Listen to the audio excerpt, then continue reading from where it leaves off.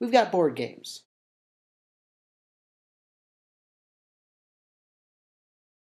Hello everybody, and welcome. Today, I wanted to talk about something that's very near and dear to my heart. I know that sounds kind of corny, but it's true. Right? I am a really big gamer. All my life, all kinds of games. I started with a lot of video games, and then I moved into board games. And today, I would like to talk to you about one of my favorite genres of board games, which is cooperative games.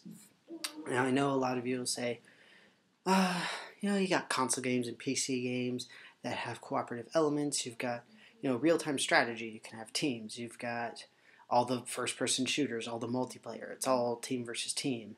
And then everybody goes free-for-all, and it's just ridiculous, right? Even things like, Far Cry and, third-person shooters even. Things like that. But beyond stuff like party games, like Rock Band, things like that, and then the first-person shooters, there's really not a whole lot of cooperative play in video games, which is one of the reasons why I really prefer board games for this sort of thing. Okay? And today, I'm going to be talking specifically about two of my favorite games of this genre, as we're calling it. And the first is very important to me personally because it's about science. And I love science because science is amazing and it's really great. So, first we will be talking about Pandemic. Okay, once again, this is one of my favorite games of all time, and mostly because of the theme.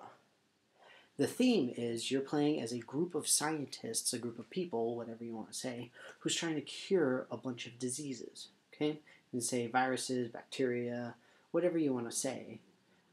Doesn't really matter for the theme. Okay, it's just disease, right? And you're trying to cure 4 different diseases before they destroy the world, essentially. Or in the case of this game, destroying the world represented by running out of cards. It works as a mechanic. Okay? Now, like I said, this is one of my favorite games because it has a theme of science, but it's also a very, very deeply strategic game. Right?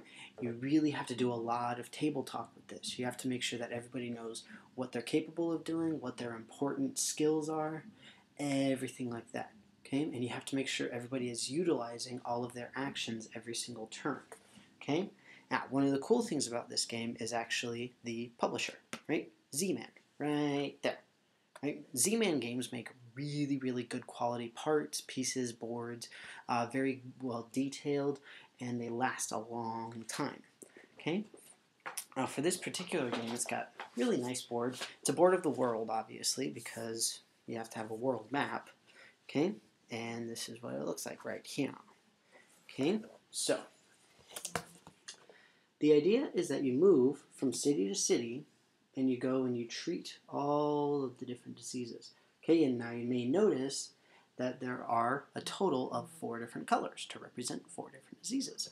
And like I said, after you get rid of all 4 diseases, after you cure all of them, then all of the players win the game. It's one of those games where everybody either wins or loses. It's a co-op game. But unlike some co-op games, it doesn't have like, I'm the best of the best. It doesn't have the singular winner amongst the co-op winner. Okay, like Castle Panic comes to mind, wherein you have a winning group, but you have one person who, in the case of that game, is the Master Slayer. Okay, now for this, the idea is just you gotta go and cure disease. Now Z-Man, being the awesome game company that they are, also released an expansion, Pandemic on the Brink. Very cool game. Added a lot of new roles, a lot of new ways to play, basically. People with different skills that can do different things when they enter cities, different ways to go to cities, all that kind of stuff. So it just makes moving around the board, curing the diseases, treating the diseases, all that kind of stuff much, much easier. Just sort of staving off the pandemic and preventing everybody from losing. The other really big addition from On the Brink was the addition of the sort of traitor mechanic. In this case, the bioterrorist, because why not? That makes perfect sense for the game mechanics. You don't have to, but you may have one player who's playing the bioterrorist and basically going around infecting the entire world, or trying to. And everybody else now not only has to stop 5 diseases, not just 4, they added another new disease. You have to try to stop 5 diseases, but also one person who's trying to spread one of the diseases. Right? The other cool thing that On the Brink added here,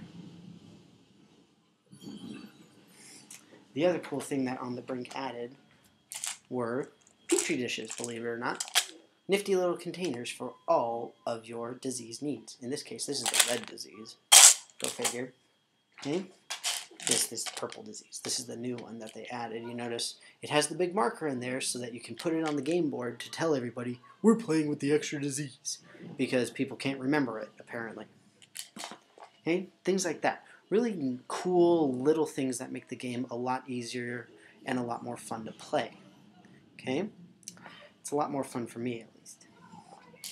So that's the little petri dishes. Really fun. It's a simple game. It's easy to pick up, easy to play, but it's difficult to master. It's one of those where it has a very good scaling difficulty. Okay? It can get very, very difficult very, very quickly, or you can keep it at a relatively easy level, especially for newer players. Now, unlike that, the second game I'm going to be talking about is sort of the opposite. It's one of the games where if you don't like the theme and or you have new players, it really won't work very well, because the game is none other than Shadows over Camelot. This is a really, really fun game, obviously based on the Arthurian legends, mythology, history, whatever you want to call it. Not arguing semantics about it. So, Shadows over Camelot is a lot of fun where each player plays as one of the Knights of the Round Table, including none other than King Arthur. So, just like Z-Man Games, Days of Wonder, the creators of Shadows over Camelot, have very good quality both pieces and boards. Now in this case you actually have multiple boards, because why not, right? So we've got the Holy Grail. Ooh, you have to go on the quest to get the Holy Grail, because that's Arthur for you. You have Excalibur, because once again, you can't really have Arthur if you don't have Excalibur, unfortunately.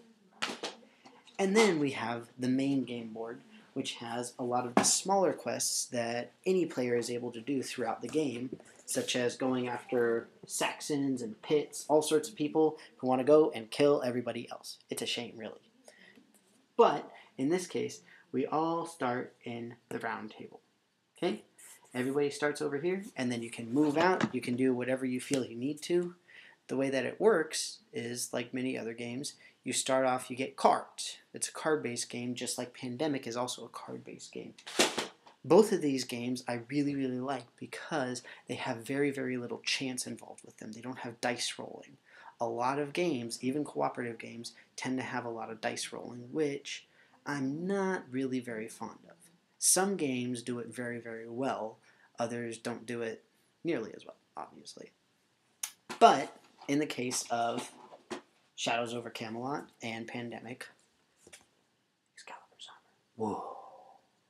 Fun. In the case of these two games, you really don't have that luck factor, which is really nice. It's all about how you are working as a group. If you work really, really well together, then it's much more likely that you're going to win, unless you basically draw the screw you card, which both games sort of have. Alright? Now, the other cool thing about Shadows over Camelot is, once again, we have the traitor. Ooh. In this case, it's literally called the traitor. Now, if you are revealed as the traitor in this particular game, then you literally and actively prevent the other people from winning. Unlike in Pandemic, where you can do just a little bit of stuff, you're not really directly attacking anybody. In this case, you are directly screwing everybody else. It's a lot of fun, actually. But the game actually tells you, don't reveal the traitor right away. Wait until you reach a certain point in the game before you can even try to find them, because otherwise you make it really hard. It becomes extremely difficult. Now, as some of you may know, Shadows over Camelot does have an expansion. However, I have a severe lack of funds and therefore am unable to purchase it. And I also have a good deal of other games. So I have not gotten it yet, but I have heard, I've read that it makes the game harder, actually, of all things, because amongst other things, it adds the possibility of multiple traders rather than just one. But that's a story for another day. Like I said, this is my brief little summary on a couple of games that I really enjoy. A couple of really fun cooperative games. Once again, Pandemic and Pandemic on the Brink. If you're new to either gaming as a whole or cooperative gaming in particular, it's a great starter game. It's easy to learn, fun to play, and it has a really cool theme in my opinion. It's the greatest theme ever because it's science. Now, Shadows over Camelot, once again, another fun game. A little bit harder, a little bit more complicated in all the mechanics, a lot more stuff to keep track of, but very rewarding if you can make it work. And for both of them, as far as theme, if you don't like science, you can still play Pandemic and have a good time. If you're not a fan of Arthurian stories, Arthurian mythology, whatever you want to call it, probably won't have as much fun with Shadows over Camelot. It's really a lot more intertwined. Well, that's it for me. I hope that you all enjoyed watching this, and I will see you again soon in my next video.